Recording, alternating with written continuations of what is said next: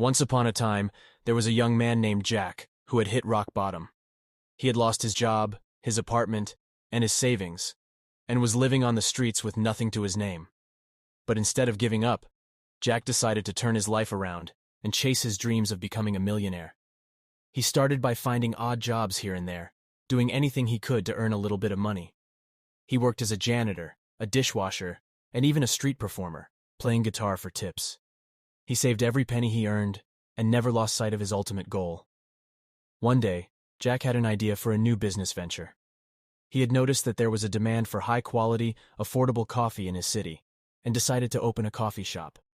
He scraped together what little money he had and started the business, doing all of the work himself, from roasting the beans to brewing the coffee. At first, the coffee shop was slow to take off. Jack struggled to attract customers and had to work long hours just to keep the lights on. But he refused to give up. He continued to experiment with different roasts and blends, and slowly but surely, his coffee began to gain a following. Within a few years, Jack's coffee shop had become a local sensation. People came from all over the city to try his unique blends and to soak up the cozy atmosphere of the shop.